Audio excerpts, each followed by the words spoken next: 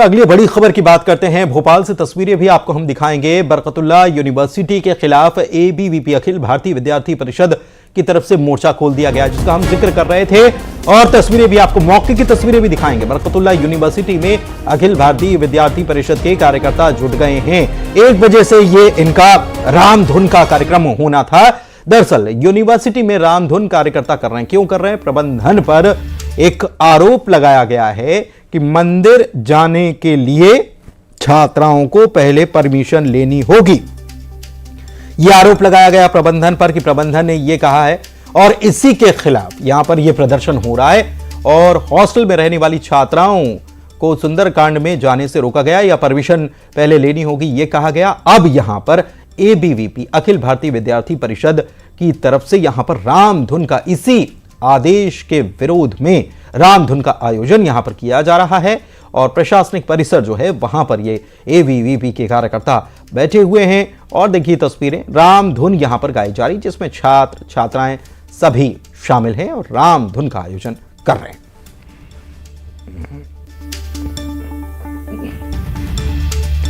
वासु हमारे संवाददाता हमारे साथ लाइव जुड़े हुए हैं, सीधे उन्हीं के पास चलते हैं और उनसे ताजा स्थिति और मौके की तस्वीर को जानते हैं। वासु,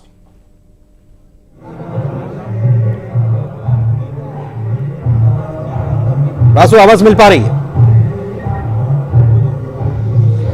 बिल्कुल। देखिए, एक बार फिर से मध्य प्रदेश की जो राजधानी है भोपाल और यहाँ की बरकतुल्लाह यूनिवर्सिटी है वो विवादों में घिर गई है। दरअसल ये पूरा विवाद उस समय सामने आया जब 22 तारीख को सुंदरकांड का आयोजन यूनिवर्सिटी कैंपस में एक मंदिर में हुआ था। वहां पर कुछ छात्राएं गईं और वो हॉस्टल के तय समय से बाद में जो है वो हॉस्टल में लौटी। उसके बाद वहां पे जो वार्डन थी उनकी ओर से उन्हें फटकार लगाई गई कि अगर आप कहीं बाहर जाती हैं तो आपको तय समय पर वापस आना होगा, और अगर लेट हो रहे हैं तो परमिशन लेना होगा। अब छात्राओं का इस पूरे मामले को लेकर यह आरोप है कि हम चूंकि पूजा में गए थे इसलिए ये डांट फटकार जो है वो लगाई गई, और आगे से भी किसी इस तरीके के धार्मिक कार्यक्रम में जाने के लिए, शामिल होने के लिए हम लोगों को ये हिदायत दी गई है कि आप लोग पहले लिखित में परमिशन लीजिए। और इतना ही नहीं, अभद्रता करने का जो आरोप है वो भी छात्राओं की ओर से लगाया जा रहा है। और यही वजह है कि आज एबीवीपी के तमाम जो कार्यकर्ता हैं वो यूनिवर्सिटी में जुटे हैं, यहाँ पर एकत्रित हुए हैं और यहाँ पे विरोध प्रदर्शन करते हुए नजर आ रहे हैं। यहाँ पर रामधुन वो कर रहे हैं और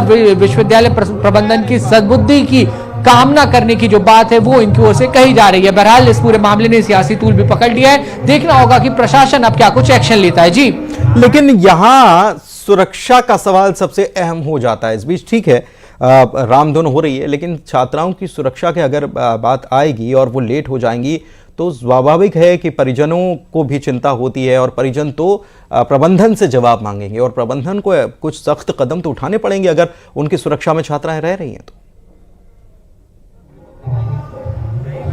निश्चित तौर पर देखिए, सुरक्षा को लेकर जो सवाल हैं वो कहीं ना कहीं खड़े होते हैं, क्योंकि यही वजह है कि इसलिए जो हॉस्टल्स का टाइमिंग है वो निर्धारित किया जाता है। यहाँ पर एनएसयूआई के जो कार्यकर्ता हैं वो भी इस वक्त पहुंच गए। ये बड़ा अपडेट है। आप लोग किसका पक्ष रखने के लिए यहाँ पे आए हैं? देखिए, हम लोग वार्डन का पक्ष रखने आए हैं, क्योंकि जिस प्रकार से दबाव डाली जा रही है एबीवीपी के द्वारा वार्डनों के ऊपर, क्योंकि वार्डन का एक काम है, और वार्डन ने अगर आपको बता के रखा है कि 7:30 बजे तक छात्राओं को हॉस्टल के अंदर आ जाना चाहिए, तो यहाँ पे वार्डन ने क्या गलत बात करी उनसे? पूरे धार्मिक कार्यक्रम हमारे यहाँ पे बहुत अच्छे तरीके से होते हैं। गंगा जमुनी तहजीब जो है हमारे इस विश्वविद्यालय में अच्छे से मनाई जाती है, रचाई जाती है। ये जो आरोप लग रहा है कि धार्मिक कार्यक्रमों में जाने के लिए पहले परमिशन लेनी होगी, इसमें कितनी सच्चाई? देखिए, निश्चित तौर पे अगर किसी भी तरह का कार्यक्रम हो, चाहे सामाजिक कार्यक्रम हो, धार्मिक कार्यक्रम हो, या किसी भी तरह का कार्यक्रम हो, परमिशन तो लगनी ही चाहिए, परमिशन लेनी ही चाहिए। कुछ समय पहले आपको याद होगा कि भगत सिंह जयंती मनाने के ऊपर रोक लगाई गई थी। कुछ समय पहले अगर आपको याद होगा तो दुर्गा महोत्सव मनाने के लिए जो है परमिशन मांगने के लिए मना किया गया था, परमिशन नहीं दी गई थी। लेकिन उसके बावजूद आज जो ये टेंट लगा करके सुंदरकांड कर रहे हैं, ये साबित करता है कि ये जो पूरा प्रदर्शन है, या एनएसयूआई कह रही है कि इसको पॉलिटिसाइज किया जा रहा है। अजय सिंह यादव साहब हमारे साथ जुड़े हुए हैं, उनसे बात करते हैं बीजेपी की तरफ से, और आप हमारे साथ वासु बने रहिएगा। अजय सिंह यादव साहब, ये बरकतुल्लाह यूनिवर्सिटी में ये क्या हो रहा है? अगर प्रबंधन ने तय सीमा, समय सीमा तय कर रखी है कि छात्राओं को इस समय तक आ जाना चाहिए, और अगर वो लेट पहुंच रही हैं तो उनके लिए नियम कायदे बनाने की बात हो रही है, तो इसमें आपत्ति क्यों होनी चाहिए? देखिए, कोई आपत्ति का सवाल नहीं है। एबीवीपी सदैव छात्र हितों के लिए संघर्ष करता है। जिस तरह से ये जानकारी मिल रही है कि वार्डन द्वारा कुछ धार्मिक स्थलों पर जाने के लिए रोक लगाई गई, तो ये निश्चित ही परमिशन के लिए कहा गया, परमिशन के लिए कहा गया कि आपको परमिशन लेनी होगी। देखिए, बिल्कुल सही है, परमिशन के लिए कहा गया। तो एबीवीपी केवल छात्रों की बात रख रहे हैं, कोई नियम कायदे से बाहर नहीं चल रहे हैं। अखिल भारतीय विद्यार्थी परिषद का दायित्व है कि किसी भी तरह से छात्र हित की बात रखी जाए, उनके साथ कोई अन्याय ना हो, और छात्र नियम कायदों का पालन करते हैं। कहीं ये तो कहा नहीं गया है कि नियम कायदों से मुक्त कर दिया जाए। ये तो कांग्रेस पार्टी की निम्न स्तरीय राजनीति की।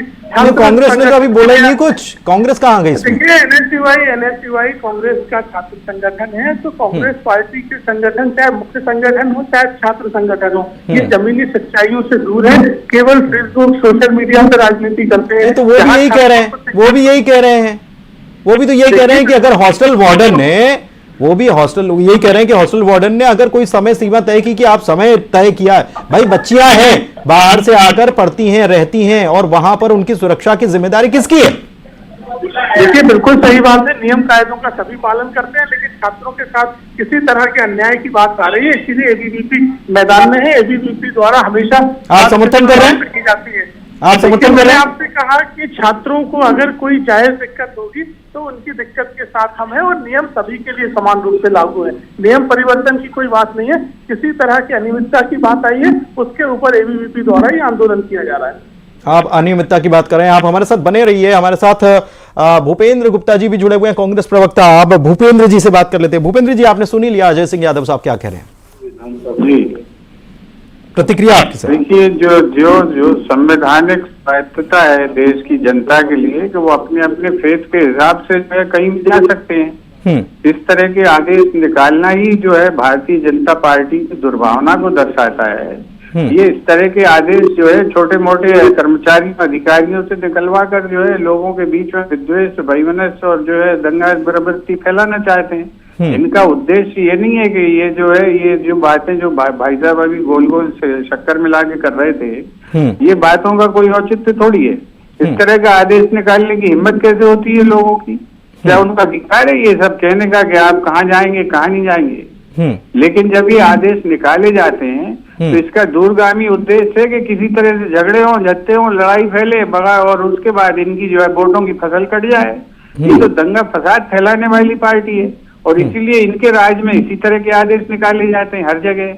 अब यहाँ नाम मत लिखना है, यहाँ तख्ती टांगना है, यहाँ फलाना करना है, यहाँ ढिकाना करना।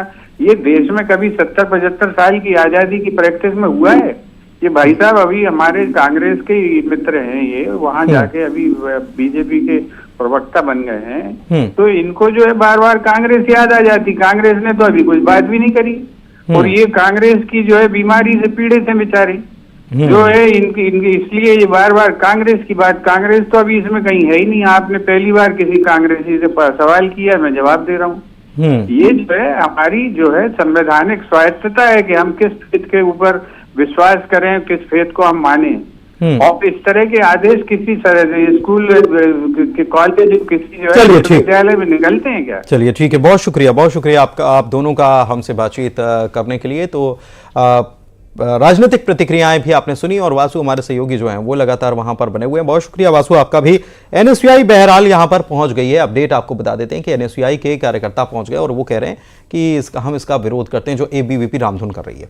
आगे बढ़ते हैं और बात अगली खबर की करेंगे। केंद्रीय कृषि मंत्री शिवराज सिंह चौहान ने विपक्ष और राहुल गांधी पर हमला बोला है। भोपाल में शिवराज सिंह चौहान थे, आरोप लगाया कि राहुल गांधी कास्ट के नाम पर देश को बांटने की कोशिश में है। उनकी माने तो ये लोग विदेशों में भी देश का अपमान करते हैं। बीजेपी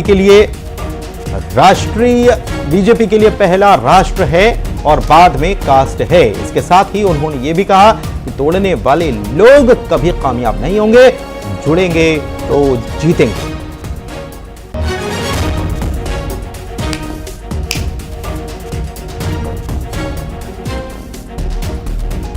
पहले राष्ट्र फिर कास्ट, ये उन्होंने कहा है। शिवराज सिंह चौहान ने और राहुल गांधी को निशाने पर लिया है। कितना बांटोगे? यही तोड़ने वाले लोग हैं, ये देश को बांटने वाले लोग हैं, ये भेदभाव पैदा करने वाले लोग हैं। ये देश के हित ऐसी नहीं है वोटों की खातिर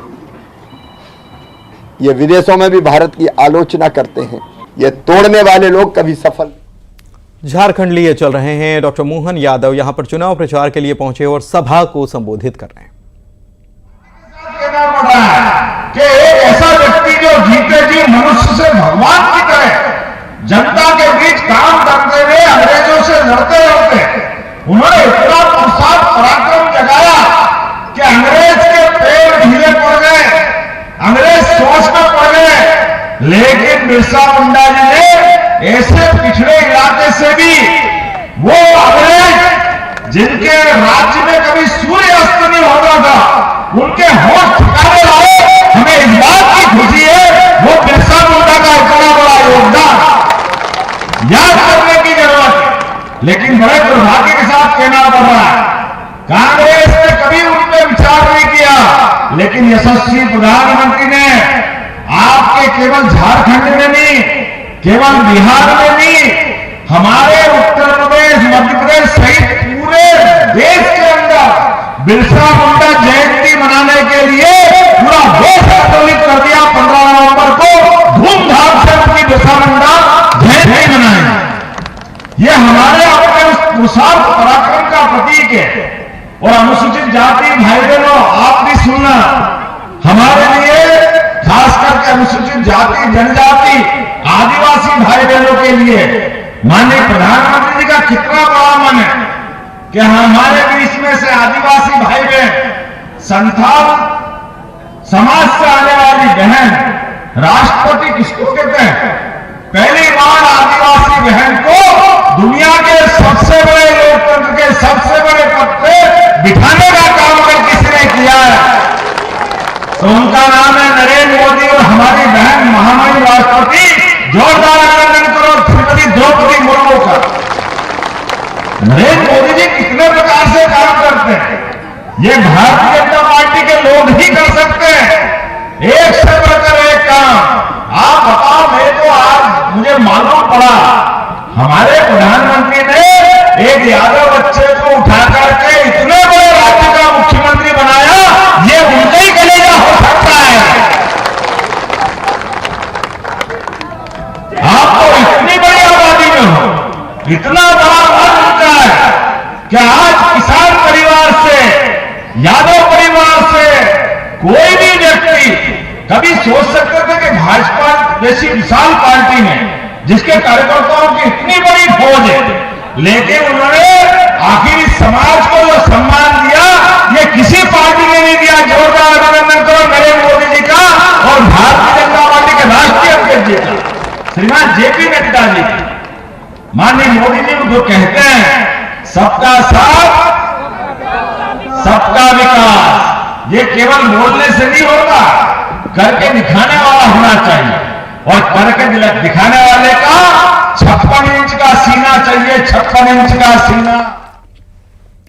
चलिए बात इंदौर की करेंगे। नकाबपोश चोरों का आतंक देखने को मिला इंदौर में। 2 घरों से लाखों रुपए की चोरी की वारदात को अंजाम दिया टीचर और रिटायर्ड अधिकारी के घर पर यह चोरी की वारदात हुई है। पूरी घटना सीसीटीवी में कैद हो गई और इसमें बदमाश नजर आ रहे हैं और कितने बेखौफ नजर आ रहे हैं। इस सीसीटीवी को देखना बहुत जरूरी हो जाता है। सबसे बड़ी बात यह है कि इंदौर भी वो जिला है जहां पर पुलिस कमिश्नर प्रणाली नजर आती है, लेकिन इसके बावजूद देखिए कि चाहे इंदौर की बात हो या भोपाल की, तस्वीरें इसके पहले भोपाल की भी दिखाई थी और इंदौर की भी ये जो घटना सामने आई है पुलिस के इकबाल पर सवाल खड़े करती हैं। पुलिस की गश्त को चोर चुनौती दे रहे हैं। अब जांच भी पुलिस ही कर रही है।